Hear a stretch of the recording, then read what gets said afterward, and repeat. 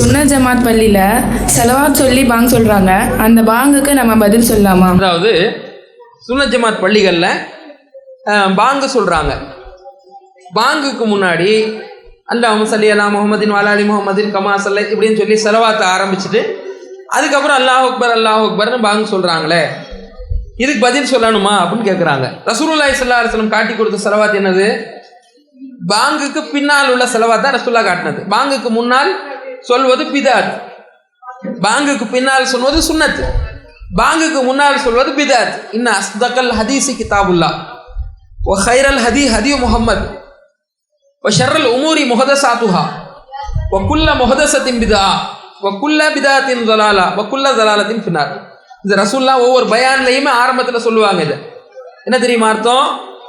வார்த்தையில் அழகானது அல்லாஹ்வுடைய வேதம், வார்த்தையில் அழகானது அல்லாஹ்வுடைய வேதம். வழிகாட்டுதல்ல நடைமுறையில் அழகானது முகமது ரசூலுல்லாஹ்வுடைய வழிகாட்டுதல். அவங்களுடைய நடைமுறை தான் ரொம்ப அழகான நடைமுறை. காரியங்கள்ல கெட்டது நீங்க உருவாக்குற காரியம் குர்ஆன் ஹதீஸ்ல இல்லாம நீங்க தீன் பெயரால மார்க்கத்தின் பெயரால புதுசா உருவாக்குறீங்களே, இதுதான் கெட்டது. இது ஒவ்வொன்றும் பிதாத்து. இந்த பிதாத்து உங்களை வழிகேட்டுல தள்ளும், வழிகேட்டு நரகத்துல கொண்டு போய் உங்களை சேர்க்கும் என்று ரசூலுல்லாஹி ஸல்லல்லாஹு அலைஹி வஸல்லம் சொல்லியிருக்கிறாங்க.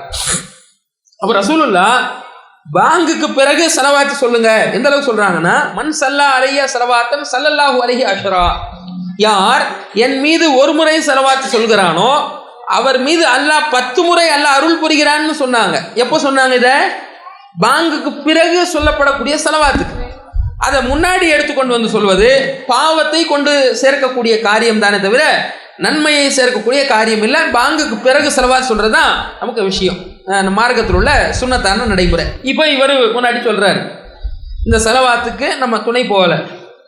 இப்போ நபி வழி என்ற ஒரு பாங்கு அங்கே இருக்கா இல்லையா, இதுக்கு சொல்லலாமா என்று கேட்குறாங்க. இதில் 2 விஷயங்கள் பார்க்க வேண்டி இருக்கிறது. அதாவது நபி வழி அடிப்படையில் பாங்குக்கு மட்டும் பதில் சொல்லலாமா என்றால் அதில் சொல்வது நமக்கு தவறு வராது.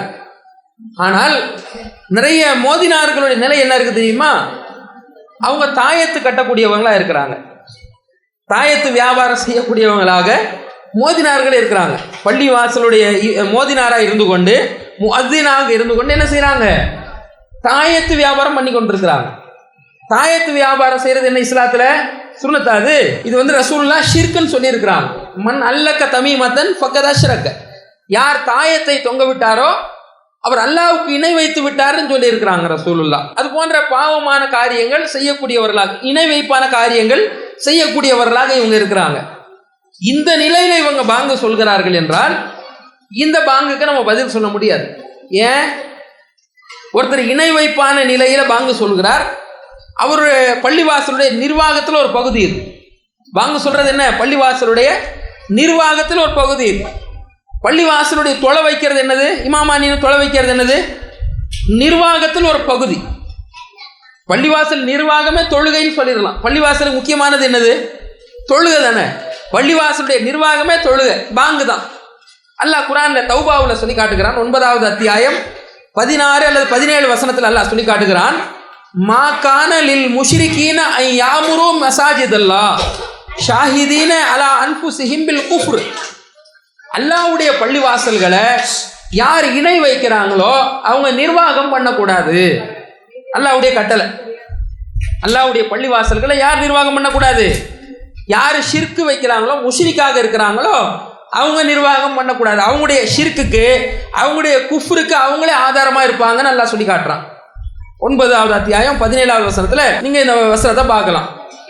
அப்போ பள்ளிவாசல்ல தொழுகை வைக்கக்கூடிய இமாமா இருக்கிறாங்க, முஅத்தினா இருக்கிறாங்க. இவங்க இருந்து கொண்டு இணை வைப்பான காரியங்கள் செய்யக்கூடியவர்களாக இருப்பார்களே, ஆனால் அவங்களுடைய பாங்கு அழைப்பா இருக்கட்டும், தொழுகையாக இருக்கட்டும், அதை பின்தொடர்ந்து நம்ம தொழவும் முடியாது. அவங்க சொல்லக்கூடிய பாங்குக்கு பதில் சொல்லவும் முடியாது. ஏனென்றால் ஒரு நிர்வாகம் சம்பந்தப்பட்ட அம்சம் இது. அல்லாஹ் இவங்களை நிர்வாகம் பண்ணக்கூடாதுன்னு தடுத்திருக்கிறான். அல்லாஹ் தடுத்தவர்கள் இந்த அழைப்பை செய்கிறார்கள் என்றால், அந்த தொழ வைக்கிறார்கள் என்றால் அவங்க பின்னாடி நம்ம என்ன செய்ய முடியாது? தொழவும் முடியாது, பாங்கு அழைப்பிற்கு பதிலும் சொல்ல முடியாது என்ற விஷயத்தை தெரிந்து கொள்ளணும். ஷிர்க் வைக்காதவர்களாக அவர்கள் இருப்பார்களே, ஆனால் பாங்குக்கு மட்டும் பதில் சொல்வதில் குற்றம் அதில் வராது என்பதை கூடுதலாக சேர்த்து. அல்லாஹு அக்பர், அல்லாஹ் أكبر